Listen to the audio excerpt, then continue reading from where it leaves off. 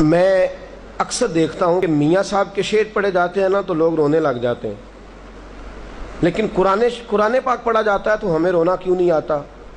اس کی وجہ یہ ہے کہ وہ شعر سمجھ میں آتے ہیں، قرآن کی آیات ہمیں سمجھ میں نہیں آتی، ہمیں کیا پتا، بلکہ ہم تو عذاب والی آیت پہ کہہ رہے ہوتے ہیں سبحان اللہ ماشاء اللہ، وہاں عذاب کی بات ہو رہی ہے کہ اللہ سب سے نچلے طبقے میں گرائے گا دوزخ کے، تو ہم کہتے ہیں سبحان اللہ، پتہ نہیں نہ چل رہا کیا ہو رہا۔ اور کچھ ہمیں شوق بڑا عجیب ڈال دیا گیا ہے، جو قاری صاحب آتے ہیں وہ کہتے ہیں ذرا اونچی آواز میں سبحان اللہ کہیں، ذرا زیادہ زور لگائیں تاکہ کوئی خبر نہیں کہ یہ کیا ہو رہا ہے۔ عذاب والی آیت پہ بھی سبحان اللہ ماشاء اللہ، کیا بات ہے بھئی، آپ عذاب پہ راضی ہو رہے ہیں؟ یہ تو بہت بڑی جرت ہے۔ اگر ہمیں نماز کا ترجمہ یاد ہو، عبادت کرنے کا لطف اگر ہم لینا چاہتے ہیں، ہمیں پتہ چلے، رسول پاک صلی اللہ علیہ وسلم فرماتے ہیں، رب کہتا ہے سورت فاتحہ میں نے اپنے بندے کے درمیان بانٹ لی ہے۔ جب میرا بندہ نماز پڑھنے عبادت کرنے کھڑا ہوتا ہے، سورت فاتحہ پڑھتا ہے تو آدھی میری یا آدھی میرے بندے کی ہے۔ بڑا خوش نصیب نہیں جو اللہ کا پارٹنر بن جائے، جو اللہ کا بھائی وال بن جائے۔ اس سے مراد معاذ اللہ کو یہ نہ لے کہ اس سے مراد شرک ہے، میں اس معنوں میں بات کر رہا ہوں جس معنوں میں رسول پاک نے بیان فرمایا۔ اللہ فرماتے ہیں بانٹ لیا ہم نے، یہ خدا کی رحمت کی بات ہے، اللہ کے فضل کی بات ہے۔ فرمایا جب بندہ کہتا ہے نا الحمدللہ رب العالمین، تمام تعریفیں اس کے لیے جو تمام جہانوں کا رب ہے، فرمایا یہ بھی میری بات ہے، یہ بھی رب کا حصہ ہے، یہ خدا اپنی رحمت سے جو اس کی شان کے لائق ہے اس انداز میں بات ہو رہی۔ الرحمن الرحیم، یہ بھی خدا کی تعریف ہے۔ مالک یوم الدین، یہ بھی اللہ کی بارگاہ میں ثنا ہے، اللہ کی حمد ہے۔ اور جب کہتے ہیں نا ایاک نعبد و ایاک نستعین، مولا میں تیری ہی عبادت کرتا ہوں، تو ہی مجھے مدد فرما کے اس عبادت پہ استقامت دے گا۔ پھر کہتا ہے اہدنا الصراط المستقیم، فرمایا جب یہاں سے شروع کرتا ہے تو اب بندے کا حصہ شروع ہو گیا ہے۔ تو ہمیں پتہ چلے تو تب نہ کہ ہم نماز میں کیا کر رہے ہیں، کیا بول رہے ہیں۔ اگر ہمیں خبر ہونی شروع ہو جائے کہ اس وقت کیا ہو رہا، میرے رسول پاک صلی اللہ علیہ وسلم نے فرمایا عبادت اس طرح کر کہ تو اللہ کو دیکھ رہا ہے، اس طرح عبادت کر تو اللہ کو دیکھ، ورنہ یہ تو ہو کہ اللہ تجھے دیکھ رہا ہے۔ جب تک ہم غور کر کے ہم کھڑے ہوتے ہیں نماز میں اور ساری دکان کا حساب کر لیتے ہیں، وہ باتیں ساری جو کبھی یاد نہیں آتی، وہ ساری وجہ اس کی پر ترجمے کا ہی نہیں پتا، ہمیں کیا خبر ہم کیا بول رہے ہیں، ہم نے تو جملے رٹے ہوئے طوطے کی طرح۔ جب تک ہم غور نہیں کرتے، تفکر نہیں کرتے، سمجھتے نہیں، اس وقت تک عبادت کی لذت نصیب نہیں ہوتی تھی۔ آؤ دیکھو جنہیں عبادت کا ذائقہ تھا، جنہیں عبادت کی لذت تھی، وہ تو یوں تھا کہ جیسے خدا سے ہم کلام ہے، شیر خدا مولا کائنات علی المرتضی رضی اللہ تعالیٰ عنہ، 2 تیر کندھے میں پیوست ہو گئے، جنگ کا موقع ہے، 2 تیر لگ گئے کندھے میں، طبیبوں کو بلایا گیا، کہا یہ تیر نکالنے، وہ کہنے لگے علی بڑی تکلیف ہوگی، یہ تو زمانہ نہیں تھا نا انجیکشن لگا لیا بے ہوش کر لیا، کچھ ایسے معاملات ہو گئے، کہا بڑی تکلیف ہوگی، ہم آپ کو درخت کے ساتھ باندھیں گے۔ توجہ ہے آپ کی؟ جھانک رہے ہیں آپ؟ ایک ہماری نماز ہے اور ایک یہ نماز ہے، کہا علی آپ کو درخت کے ساتھ باندھیں گے اچھی طرح، اس لیے کہ جب نکالیں گے آپ بہت تڑپیں گے، بڑا مشکل ہو جائے گا، کہیں تیر جو ہے وہ اگر حرکت کر گیا تو آپ کے وجود کو نقصان دے گا، ہم نے سیدھا کھینچنا ہے۔ تو ہماری حکمت کہتی ہے کہ آپ کو درخت کے ساتھ باندھ لیں پھر تیر کھینچیں۔ شیر خدا کیا فرماتے ہیں، شیر کی بات بھی شیر جیسی ہے، کیا ارشاد ہے خوبصورت، فرمانے لگے باندھنے کی ضرورت نہیں، جب تم نے علاج کرنا ہوا مجھے بتا دینا، میں نماز کی نیت باندھ لوں گا، میں نماز کی نیت باندھ لوں گا، تم تیر کھینچتے رہنا، تم خون نکالتے رہنا، میں تو ہوں گا اپنے رب کے ساتھ، اس وقت میں جانوں میرا رب جانے، مجھے پتا بھی نہیں چلے گا۔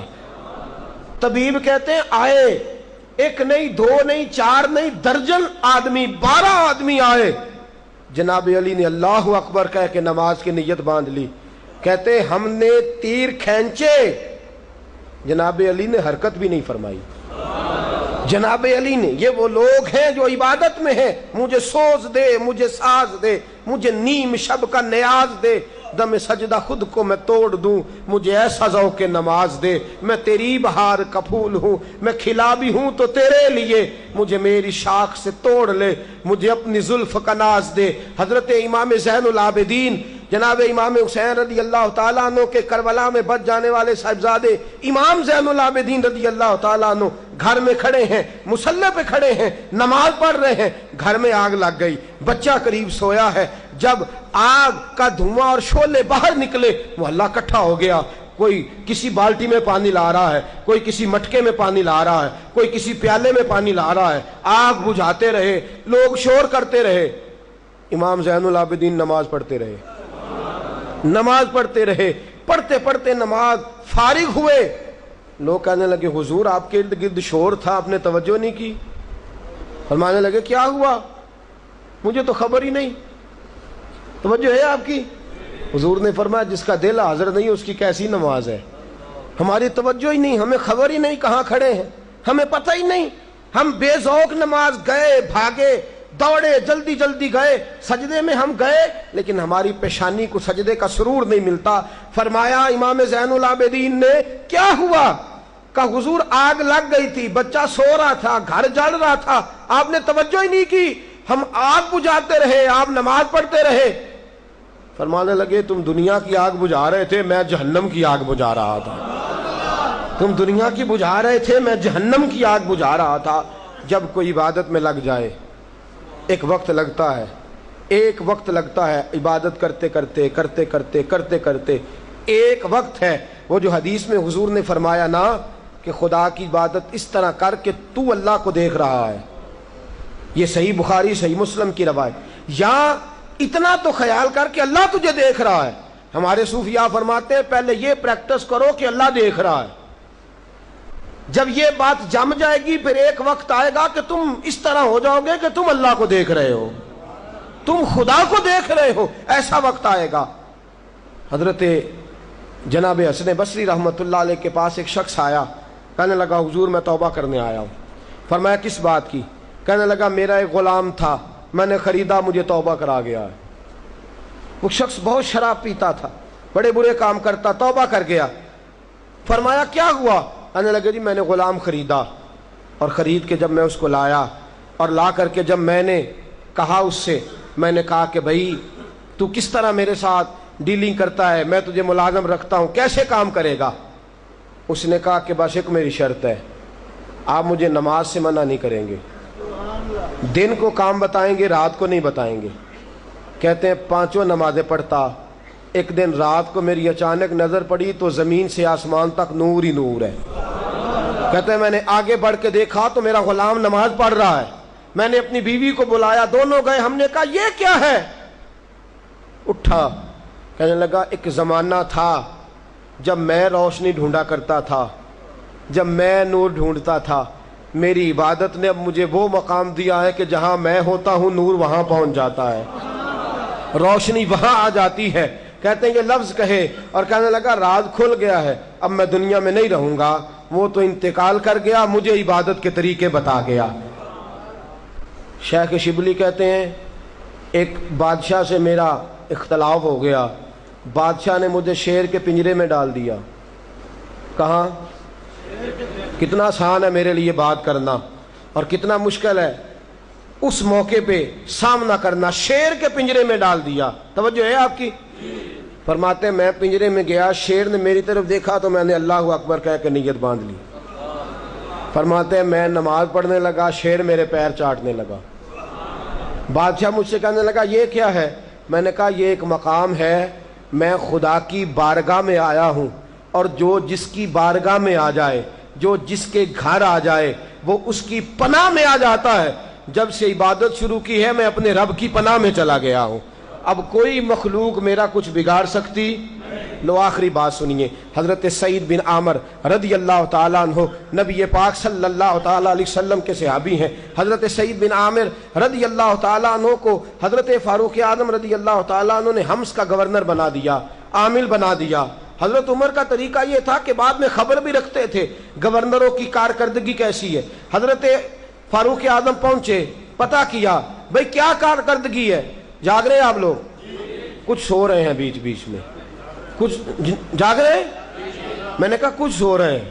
اچھا جو جاگ رہا ہے وہ تو کہے گا نا میں جاگ رہا ہوں، تو جو سو رہا ہے وہ کیسے کہے گا کہ میں جاگ رہا ہوں؟ تو بہرحال سو رہا ہے، وہ کیسے کہے گا میں جاگ رہا ہوں؟ اچھا قابل توجہ بات، حضرت عمر فاروق رضی اللہ تعالیٰ عنہ نے پوچھا کیسا گورنر ہے تمہارا، کیا خیال ہے تمہارا گورنر کے بارے میں؟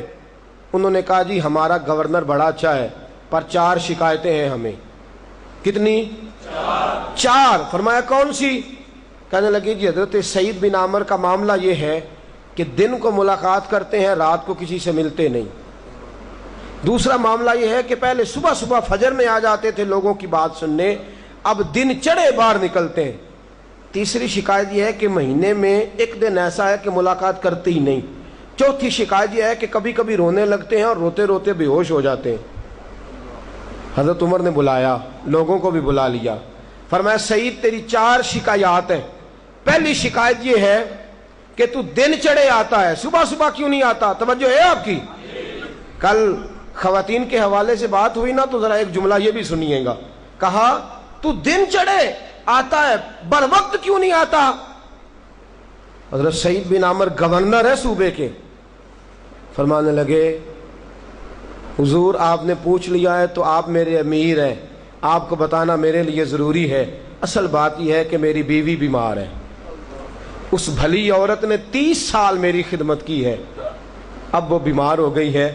میں صبح اٹھتا ہوں تو آٹا گوندتا ہوں، روٹیاں پکاتا ہوں، بیوی کے منہ میں لقمہ دیتا ہوں، میں گھر میں جھاڑ پوچھ کرتا ہوں، اس نے میری خدمت کی ہے 30 سال، اب اسے ضرورت پڑی ہے تو میں یہ کام کرتے کرتے مجھے دن کا اجالا نکل آتا ہے تو آتا ہوں۔ حضرت عمر خاموش ہو گئے، کہا اچھا یہ بتلائیے آپ لوگوں کو دن میں ملتے ہیں رات کو کیوں نہیں ملتے؟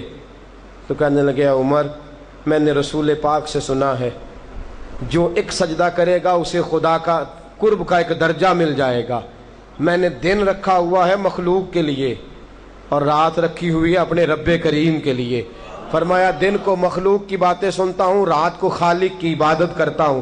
حضرت عمر کہنے لگے مہینے میں ایک دن آپ ملتے ہی نہیں، ایک دن آپ ملتے ہی نہیں مہینے میں۔ تو حضرت سعید بن عامر رضی اللہ تعالیٰ عنہ نے فرمایا عرض کیا نا بیوی بیمار ہے، مہینے میں ایک دن ایسا رکھا ہے کپڑے دھوتا ہوں، اپنے بھی بچوں کے بھی بیوی کے بھی، میں یہ سارے کام کرتا ہوں مہینے میں۔ کہا اچھا یہ بتلائیے سنا ہے آپ روتے روتے بے ہوش ہو جاتے ہیں؟ حضرت سعید بن عامر پھر روئے، تڑپے اور کہنے لگے عمر عبادت تو آج شروع کی ہے نا، جب پچھلی زندگی کے گناہ یاد آتے ہیں تو رونے لگ جاتا ہوں، جب پچھلا دور آنکھوں کے آگے گھومتا ہے، جب اپنی کوتاہیاں یاد آتی ہیں، جب وہ کیے ہوئے جرم یاد آتے ہیں، پتہ سارا ہے سردار نو کیتیاں دا ایدہ پردہ چپایا ہی پلاؤ سی۔ کہا پچھلے گناہ جب یاد آتے ہیں، خطائیں یاد آتی ہیں تو پھر صبر نہیں رہتا، ضبط نہیں رہتا، رو پڑتا ہوں۔ حضرت علی المرتضیٰ شیر خدا فرماتے ہیں صحابہ کا حال یہ تھا کہ رات ہوتی تھی تو دنیا سے کٹ جاتے تھے، مصلوں کو آباد کرتے تھے، عبادات کرتے تھے، تہجد پڑھتے تھے، اشراق پڑھتے تھے، چاش پڑھتے تھے، اوابین پڑھتے تھے۔ دوستو معمول بنائیے، 2 چیزوں کا معمول بنا لیں، ایک تو مغرب کی نماز کے ساتھ 2 نفل کم از کم زیادہ پڑھا کریں۔ حضور نے فرمایا جو نماز مغرب کے بعد 2 نفل پڑھے گا 80,000 سال کی عبادت کا ثواب ملے گا۔ کتنے پڑھنے ہیں؟ رمضان شریف ہے نا، سحری میں اٹھنا ہے نا، تو جو اٹھ کے سویرے تہجد پڑھے، اٹھنا تو ہے نا، تو آپ اٹھیں وضو کریں پہلے تہجد پڑھیں، کم از کم 2 رکھتے، زیادہ سے زیادہ کی حد نہیں۔ میرے مصطفیٰ نے فرمایا جب کوئی بندہ تہجد پڑھنے کھڑا ہوتا ہے، فرمایا اللہ مسکراتا ہے اسے دیکھ کے جو اللہ کی شان کے لائق ہے، اللہ دیکھ کے مسکرا۔ دیکھو میرا بندہ بستر چھوڑ کے تہجد، اور کہا اگر وہ نوجوان ہو، جوان ہو اور پھر اٹھے اور نفل کی نیت باندھے تو اللہ فرشتوں کے سامنے فخر فرماتا ہے کہ دیکھو جوان بھی ہے پھر بھی تہجد کے وقت اٹھ کے نماز پڑھ رہا ہے۔ یہ 2 کام کریں گے انشاءاللہ۔ مغرب کے بعد کم از کم 2 رکھتے ہیں، اور سویرے اٹھ کے سحری کے وقت کم از کم زیادہ سے زیادہ جتنی اللہ توفیق عطا فرمائے۔ ہمیشہ مدحت خیر الانام میں گزرے، دعا ہے یہ عمر درود و سلام میں گزرے۔ آخر دعوانا الحمدللہ۔